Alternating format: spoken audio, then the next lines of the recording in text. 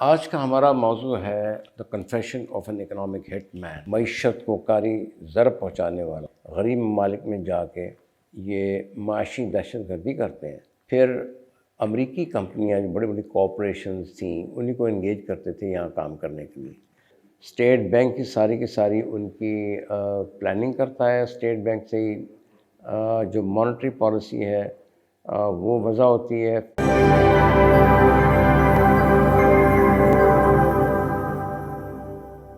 بسم اللہ الرحمن الرحیم، نحمد و نصلی علی رسول کریم، اما بعد، رب اشرح لی صدری ویسر لی امری واحلل من لسانی یفقہوا قولی، صدق اللہ العظیم۔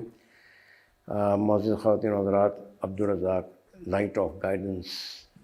میں آپ کے لیے حاضر خدمت ہے۔ آج کا ہمارا موضوع ہے دا کنفیشن آف این اکنامک ہٹ مین، یعنی ایک معیشت کو کاری ضرر پہنچانے والا، اس کے اپنے اعترافات ہیں جو اس بندے نے کیے۔ یہ بندہ اکانومسٹ بیسیکلی تھا اور سی اے کے ساتھ اس نے مل کے 10 سال کام کیا، اور پھر اس نے ایک اپنی آٹو بایوگرافی لکھی۔ اس نے جاب اس لیے چھوڑ دیا کیونکہ اس کا خیال یہ تھا کہ یہ امریکہ جو ہے اپنی سلطنت کو بڑھانے کے لیے، اپنے انفلوئنس کو بڑھانے کے لیے غریب ممالک میں جا کے یہ معاشی دہشت گردی کرتے ہیں، اور اس لیے میں اس جاب کو چھوڑ رہا ہوں۔ طریقہ کار ان کا یہ تھا کہ وہ وہاں کے سیاستدانوں کو، بزنس مینوں کو، جو ٹاپ ایلیٹ تھی، ان کو رشوت دے کے یا پرسویٹ کر کے یہ بڑے بڑے پروجیکٹ کنسیو کرتے تھے، بناتے تھے، جیسے ڈیم ہو گیا، کوئی بجلی گھر وغیرہ ہو گئے، بڑی ہائی ویز ہوگی، اور ان کو ان پروجیکٹس کے فائدے سمجھاتے تھے کہ اس میں آپ کو لانگ ٹرم میں بہت فائدہ پہنچے گا۔ اس کے ساتھ ساتھ یہ ورلڈ بینک اور آئی ایم ایف کے ذریعے ان کو لون دلواتے تھے ان ملکوں کو، یعنی وہ اسٹیٹ، یعنی جو بھی ملکی گارنٹی ہوتی ہے اس کے مطابق ان کو لون دلواتے تھے، اور ظاہر ہے جو بھی انٹرسٹ ان کو چارج کرتے تھے وہ وصول کرتے تھے۔ اور اس کے بعد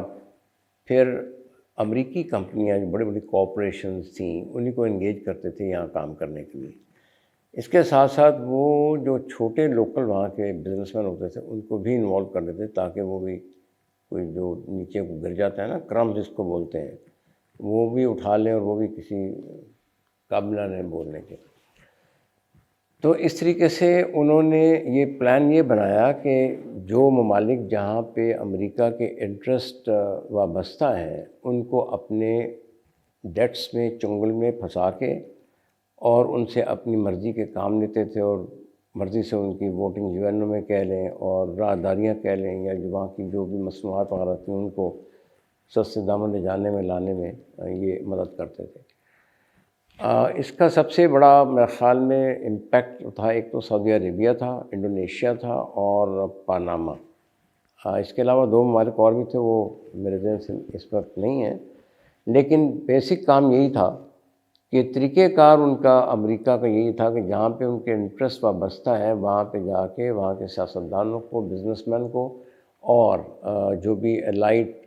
مطلب اشرافی ہے اس کو ساتھ میں لا کے بڑے بڑے پروجیکٹ کنسیو کر کے اس غریب ملک کو یا ڈیولپنگ کنٹری کو قرضوں کے بار کے بوجھ تلے اتنا دبا دیں کہ وہ بیچارے اٹھنے کے قابل نہ رہیں۔ اور پھر جو اس کا آؤٹ کم ہوتا تھا، جو روزی پکچر، جو بڑی خوشنما پکچر دکھاتے تھے کہ یہ پروجیکٹس یہ فائدے ہوں گے، وہ آج تک میرے خیال میں کبھی حاصل نہیں ہوئے۔ اس میں سب سے پرومیننٹ جو تھا وہ سعودی عربیہ کا، ایک جگہ میں پڑھ رہا تھا کہ وہ چونکہ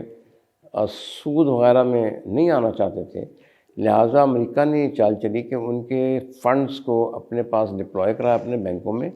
اور ان سے یہ کہا کہ یہ ہم آپ کو سود کیش میں تو نہیں دیں گے، لیکن اس سے جو آمدنی آئے گی یا انکم ہوگی، انٹرسٹ انکم، وہ ہم آپ کے ڈیولپمنٹ پروجیکٹ میں لگا دیں گے، جیسے بڑے بڑے آٹو بانز یا موٹر ویز یا جو بھی سلسلوں کو کرنے ہیں وہ کرنے کے لیے تیار ہو گئے تھے۔ اس کے ساتھ ساتھ جو پاناما کا سلسلہ تھا اس میں ایک وہاں کے پریزیڈنٹ تھے، ان کا نام تھا محمد عمر۔ تو وہ میرے خیال میں کسی طریقے سے ان کو یہ بھنک پڑ گئی کہ یہ بڑے بڑے لونز جو ہیں یہ ہمارے لیے بہت نقصان دہ ہیں، لہٰذا انہوں نے اس کو انکار کر دیا۔ اور اس کو چونکہ یہ جان پرکنس کا بھی ذہن کچھ بدلتا چلا جا رہا تھا، اور اس نے سوچا کہ اس نے بڑا اچھا فیصلہ کیا اور قرضوں کے بوجھ تلے نہیں آئیں گے، لہٰذا امریکہ ان کو اپنے مقاصد کے لیے استعمال نہیں کر سکے گا۔ لیکن ہوا کیا کہ وہ بیچارے عمر صاحب جو تھے وہ انکار کر کے تو بیٹھ گئے، لیکن بعد میں ان کو پلین کریش میں شہید کر دیا گیا یا مار دیا گیا۔ تو اس طریقے کی یہ ساری اسکیمنگ جو ہے چلتی ہے، اور میں بڑے دکھ سے اور بڑی صدمے سے عرض کر رہا ہوں کہ پاکستان کو بھی معاشی طور پہ ان اداروں نے فتح کر لیا ہوا ہے، اور وہاں کے جتنے بھی لوگ 2-3 آئے ہمارے پاس، جیسے بھی تک اسٹیٹ بینک کے جو گورنر ہیں، اس کے بعد پہلے ہمارے تھے حفیظ شیخ صاحب فائنانس منسٹر تھے، وہ سب ان کے ایجنڈے پہ عمل کرتے ہیں، IMF کے، ورلڈ بینک کے، اور اپنی مرضی کے سارے فیصلے لیتے ہیں۔ لہٰذا یہ سارا جو سلسلہ ہے ان کا سارے بینکنگ نیٹ ورک کے تھرو ہوتا ہے، جس میں State Bank plays pivotal role. State Bank کی ساری ان کی پلاننگ کرتا ہے، اسٹیٹ بینک سے ہی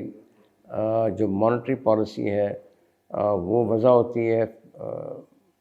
فائنینشیل فزیکل پالیسی بھی وہی وضع ہوتی ہے، ٹریڈ پالیسی وغیرہ بھی وہی ڈرافٹ کرتے ہیں، اور اس طریقے سے وہ پوری پاپولیشن کو، وہاں کے کاروبار کو، وہاں کی اکانومی کو اپنے کنٹرول میں لے لیتے ہیں۔ تو یہ صورتحال ہے۔ یہ میرے خیال میں پہلے تو تھا کہ سینٹرل بینک دنیا کے سارے ممالک میں تقریباً بن چکا تھا، مگر 5 ممالک ایسے تھے جس میں وہ نہیں جا سکے، جس میں افغانستان، لیبیا، سوڈان، اور آپ کا یہ جو اپنا جہاں پہ تھا یہ اپنا امریکہ کے ساتھ ایک اور ملک ہے، اس میں نہیں بنے، باقی سب جگہوں میں بن گئے۔ سب سے پہلا جو سینٹرل بینک تھا وہ بنا تھا ہالینڈ میں، اس کے بعد یہ 1654 میں بنا تھا، اور 1697 میں انگلینڈ میں بن گیا تھا۔ اس میں طریقہ کار یہ ہے کہ یہ ساری